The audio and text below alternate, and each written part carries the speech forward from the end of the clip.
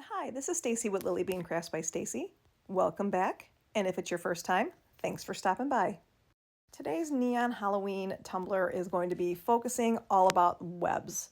So I decided that I wanted to do a 4-way striped tumbler. So I am just starting off with a 24-ounce plump that I got from the Tipsy Magnolia, which I have already cleaned, prepped, and have ready. And I just took my tape measure and just measured off 4 separate quadrants that are all exactly the same size. And I'm going to be using this neon Halloween vinyl that I created with Wendy at 311 Co. And I am just measuring out a little bit over 2 inches on each one. That's where my measurements wound up. I really liked this vinyl because I love the little webs that are in there along with the cute little ghosts and pumpkins. So I just measured that out equally, and I am going to use the hinge method to go ahead and apply them to each of the quadrants that I'm putting them on. And once I have this all done, we'll start working on the next step.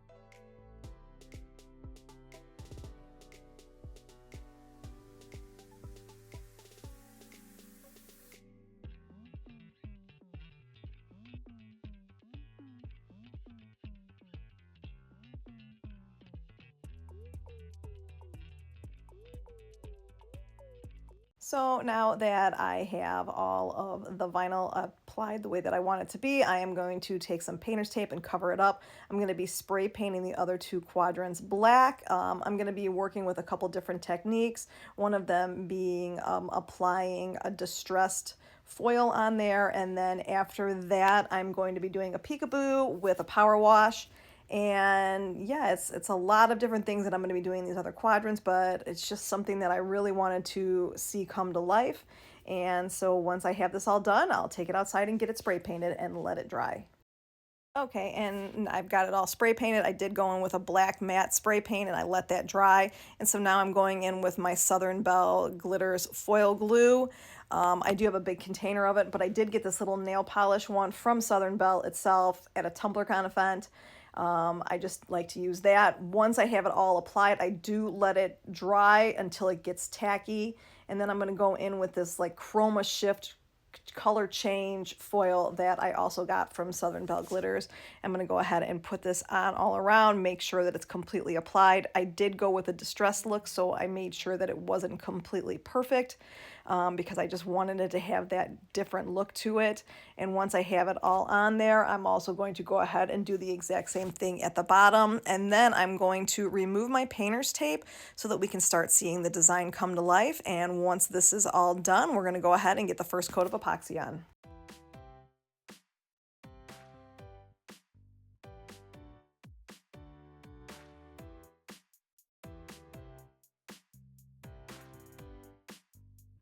And I am going in with 10 mLs of my Flynn Sisters Fast Set Epoxy. I'm going to let this spin for 4 hours, and then we're going to start working on the peekaboo. And if you haven't done so yet, come check out my Lily Bean Crafters Community Facebook group. I have it linked in the description. Okay, so I went on my Cricut and I used some removable vinyl and I just printed out a couple of different sizes of some webbing. I either got it from Creative Fabrica or I got it from Cricut itself. I can't remember. I've had this for several years and I'm just going to go ahead and just weed this all out. I showed you how I weeded the very first one and then I spared you from watching me weed all of them because let's face it, weeding is time consuming no matter how much experience you have with it. And these get progressively smaller as they go and they are just oh so fun to weed out. I am being completely facetious here. But once I have them all weeded, I'm going to go ahead and take some transfer tape and start sporadically placing them over the foil pieces that I have.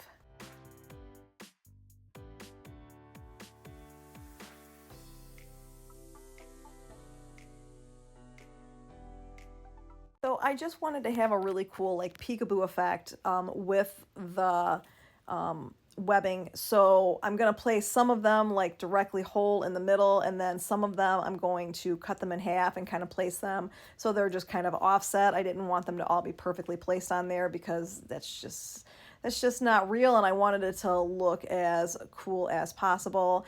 And it also saves me from having to weed a bunch more because I'm going to be able to spread them out throughout all of these extra empty spaces that I have. And once I have this all on here, I'm going to go ahead and get the Peekaboo Power Wash done.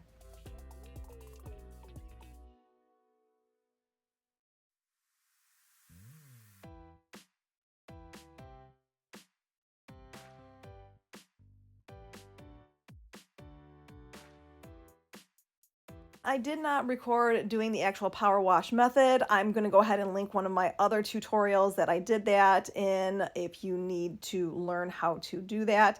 The nice thing is that because of it being like a super thin, translucent power wash, because I wanted you to almost be able to see through it, you can see where all the webbing is. So it was really easy for me to remove it. This was a white matte spray paint that I used.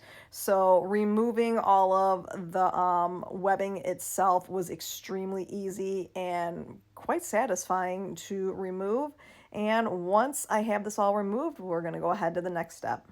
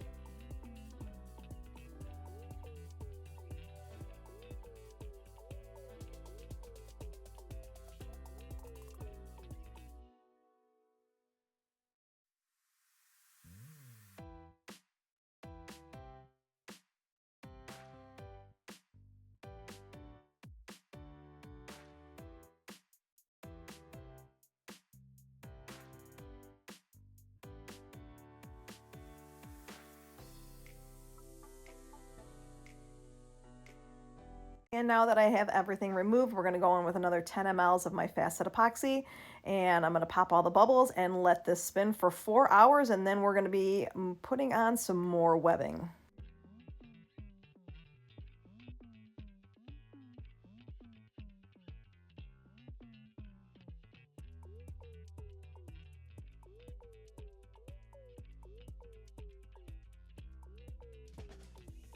I'm going to go ahead and add these black webbing elements that I got. I believe I got these from Gracefully Created, and I'm not quite sure if they have them, so I will check into that. And I'm going to cut these and trim them as close to the webbing as possible. And then once I have them all trimmed, I'm going to do like I did with the peekaboo and cut these in half and kind of place them opposite of where the peekaboos are, just so it adds a little bit of extra detail to the tumbler itself. If you can't find any of these webbing elements, you can also do the same technique that I did with just printing out some black webs on the Cricut and weeding them and applying them. It would look exactly the same.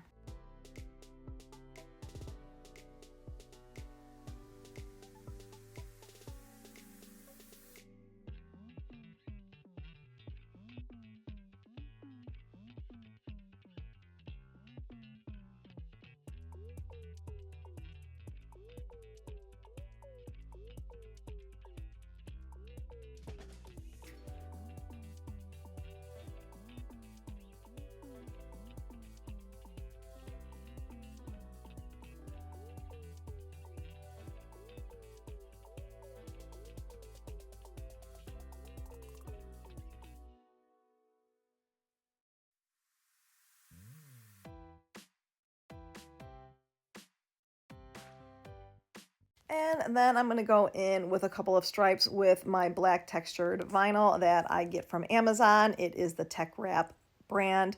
And I just cut some thin stripes out, and I'm going to go ahead and apply that and just trim this off with my X-Acto knife. And once I have them all applied, I'm going to go in with my final coats of epoxy. This is 10 mLs of my fast set epoxy. I'm going to go ahead and let this spin for 4 hours until it's completely dry, sand everything down, and then I'm going to go in with another 10 mLs of my Flynn Sisters Artist Cure resin, let that spin for 8 to 10 hours. And I do have a discount code with Flynn Sisters. It is LBC10 if you want to save 10%.